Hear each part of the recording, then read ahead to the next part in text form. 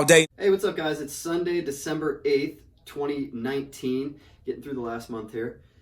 Christmas coming up. We just got through Black Friday and all that, so some big deals that we got to score there. Some different things that we got to clean out of some stores on Black Friday, as well as some Cyber Monday deals we picked up and flipped, as well as some Facebook Marketplace, buying up some of the older stuff that was replaced and flipping it through the week here. So those are some of the strategies we've employed the last couple of weeks. But today I want to talk to you about setting your goals, your flipping goals for 2020, and kind of talk about how you should do it to kind of keep them realistic and attainable, and also keep you motivated towards your end goal. Now, I see, there's so much out there on Facebook or Twitter or whatever, people sharing their sales history. And you have to keep in mind that they're not sharing the other end of it a lot of the time, which is their spending history. So $100,000 in sales looks great, but if you spent $90,000 to achieve that, what did you really make? $10,000. So that's not, those are kind of misleading as well. And you see that, and it becomes overwhelming as far as what you should think that is the attainable goal for you. And I don't know if you're doing this part-time or if you're trying to get into this full-time, but I want to tell you that the mistake that a lot of people make is trying to set long-term goals, like I want to make 6 figures in a year, I want to make 50K in a month, or I want to make $1,000 in a month or whatever. And I'm here to tell you that the easiest way to set your goals going forward is to keep them small and keep them incremental. Like, keep the increments that you do them in as small as possible. So if you want to make an attainable, livable wage off of flipping this year in 2020, then you're going to want to set your goal around $30,000 or $40,000 of net income after fees and after all your bills and all your inventory costs are paid and all that. And so that's just a random number. We have no means of explaining how to get there. But the best way to do that is to do whatever you have to do, whatever it's going to take to make $100 per day. And that's how you get to the goal of your first attainable goal of just making a livable wage off of this. So if you set your goal at $100 per day, and don't focus on anything else, just focus on each day, I need to make $100 somehow. Don't focus on what you're spending on other things. I mean, obviously you need to keep track of that for your own sake, but as far as income is concerned, set your very first goal at, I want to make $100 every day. How can I make $100 each day? And so that is, that's not easy to attain, and that has to include every single day of the year.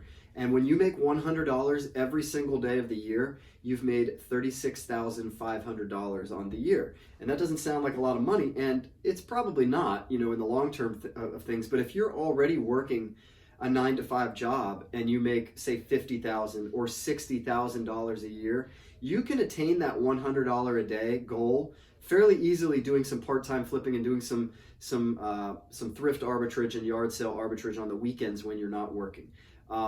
So that should be your first goal. Whether you're getting into it full-time or you're just a side hustler, you should definitely set your first goal, and maybe set it lower. Maybe set it at $50 a day. Maybe you just want to add an extra $20,000 to your bottom line, to what you bring in income in a year.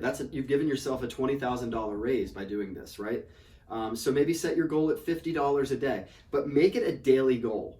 And then that way you know what you have to do each day to go out and achieve this overall goal that you have. Because if you set a goal of, I want to make $40,000 in a year, you haven't actually laid out what steps it's going to take to hit that goal, right? You kind of just threw a random number out there, and you didn't you have no game plan. You have no, this is what I need to do to achieve that. And so I'm just telling you that this is the best way to organize it, and this is the best way. The sum of the parts always equals the whole, right? So if you figure out what each part is that you have to take care of for yourself for each day, then you just go out and do that each day. And after 365 consecutive days of doing that, you'll achieve your goal. And if you go over what you set out to achieve, oh well, you just made more, right? And if you fall short, okay, so you fell short. So now you know that's also a learning experience, because now you know that the amount of work and effort and what you were doing to reach the goal you had of $50 a day or $100 a day wasn't enough, right? And that's simple. So now we know we have to uptick it a little bit to reach our goal the next time.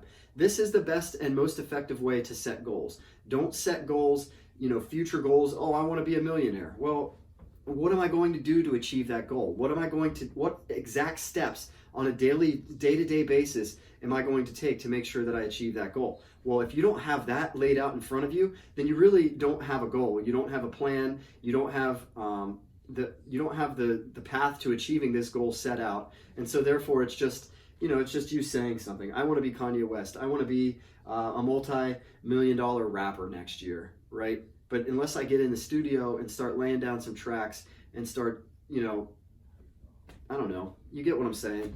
Unless I start doing that, it's not going to just happen, right? There has to be a daily process, a step-by-step that I have to do every day in order to achieve that goal. And so this is simplifying the goal setting process for you and making it so that you actually do achieve your goals. So set your goals low, figure out, and if that takes you going out every single day to a store and buying an item that will sell for that amount of money, eventually you'll catch up, right?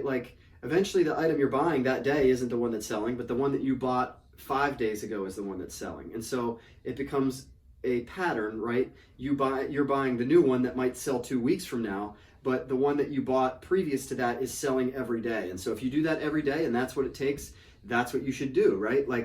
Go find one item that you can sell for $50 more than you bought it for every single day. An easier way to do that is maybe find 5 or 10 items that you can sell for $5 or $10 more than you bought it for, and sell 10 of those every day, right? And now you're at $50 profit. You had to do a little bit more work, but you got there anyways. And so this is just a simple way to kind of help you achieve your goals. I hope it was helpful.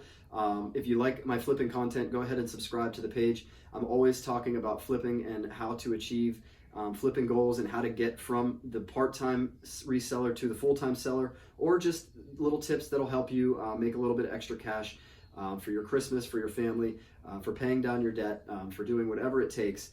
But again, like this comment on here if you have any other tips that you'd like to share or any questions you have. I'm always willing to answer them. I love to talk to other people and help them. So in the meantime, check me out on TikTok, Sean Riley ShipFlip, Sean Riley _ShipFlip, at Riley Eagles on Twitter. And we've also got an Instagram page, shipflipllc, where I sell some of the items from the ShipFlip store without the fees of the companies that I sell them through, so I can sell them to you for much cheaper. So if you see something in one of my stores and you'd like to buy it off of me on Instagram, I'm more than happy to do that, setting the transaction up through PayPal, of course, so it's protected and all of that, because we don't run any funny business around here. But those are always available to you if you'd like to seek out any more information. In the meantime, keep on flipping.